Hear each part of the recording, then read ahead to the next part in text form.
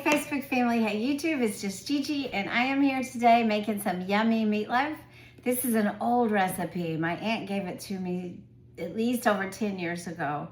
I don't always make it like this. Sometimes I make it differently, but it's so delicious I thought I would do it today. I was gonna grill out and I'm like, you know, it's really hot. I think I'll just stay inside and make a yummy meal. So right now I've got 1 pound of hamburger and that's how we're gonna start, okay? What we're gonna add, we're just gonna put everything together, and what my grandma used to say and my aunt used to say, we're gonna work it up, okay, with our hands. Let me wash my hands. I just put lotion on, they were clean. But then I just put some lotion on, so I thought, you know, I better wash them again, because we don't want lotion in our food, do we? Okay, we're gonna take that pound of hamburger and we are gonna take some 1 teaspoon of mustard, okay? And put the mustard in there. Okay, put that down in there. And we are gonna take 1 small onion. I've already got it chopped. We go and put that in there. We're gonna take 1 1/2 cups of tomato juice. Alrighty, that is homemade tomato juice somebody gave me, so that's gonna be really good, right? Hope you're having a blessed day. I hope you're enjoying your day wherever you're at. Okay, and we're gonna put in 1 teaspoon of Worcestershire sauce, but that's the recipe, but I always add at least 2 because we really love this Worcestershire and beef. Okay, so now we're gonna add some salt and pepper. Okay, we got some pepper. I put a good dose in there, I say. I didn't measure it. Put you some good old salt and pepper in there and 1 egg. Okay. Now that looks all kind of pretty mushy, doesn't it? Right? All that stuff kind of soupy. So what we do to add some more of the flavor, we're gonna add a whole stack of, I had saltines and Townhouse, but she called for just Townhouse, so you can use either one. This is going to help absorb up some of that liquid that's in there. So now we gonna work it up, okay? You can put your hands in the meat and just mish it all around, right?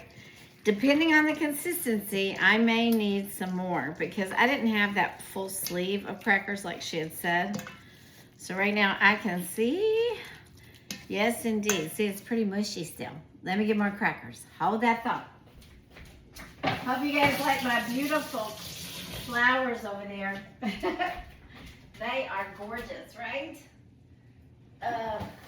Those are from Bill and the garden. He lets me bring in a few every once in a while. He lets me bring them in. They're so pretty. Okay, I'm gonna keep adding some more crackers. It called for 1 sleeve and I was guesstimating because I had some loose crackers. So it's obvious to me gonna need more crackers because it's just too wet. Alrighty. Okay, I'm gonna add about half these crackers in and work it up and see how it is. Because that tomato juice is gonna give a lot of flavor. But also it makes it very, very damp. In my other recipe, I use ketchup instead of tomato juice. It's just a little bit different. You know, it's all good. Alrighty. Now, let's see how this is going. We're getting that all worked up and in there. It seemed like I forgot something else, but this is her recipe. And I'm always into tweaking recipes. One more thing I'm gonna add. Shh, don't tell anybody. I'm gonna add some garlic, okay? Hold on. We like garlic in everything. And I gotta dig around in my refrigerator and see if I can find it. Yep, there it is. So, one thing, just garlic adds a lot of flavor, so I am tweaking my aunt's recipe a little bit, but it's okay. I'm thinking 1 teaspoon. This is about out, so I'm just gonna maybe add a little more than 1 teaspoon. Part of the joy of cooking is adding things as you like and how they taste, right? Golly, guys, I hadn't made this in a while. It's still really damp. Hold on a minute. Needs more crackers. I gotta get some more crackers. Now the crackers is absorbing all that liquid, right? Okay, these were some leftover crackers I had. I'm gonna put them. That's one thing I haven't made it in a while, and the juice does make a different consistency. It's a little more watery, juicy, and I don't want it watery and juicy. I want it firm, right? So I thought maybe the egg would help, but now this should really help it a lot. Okay, it's getting there. Oh yeah, that's firming up some more now, and I think if I give it a little time to sit, it will also firm up. Let me get rid of this juice off my hands. Okay. I am also gonna, since I didn't measure it, add another, about half teaspoon of pepper and salt, because that's a lot of meat. I don't like my stuff to not have flavor. I like flavor. I like it to be yummy. I'm gonna also put the rest of this garlic in here. And as you go about cooking, some of you are excellent cooks and you know this already. You add what's needed.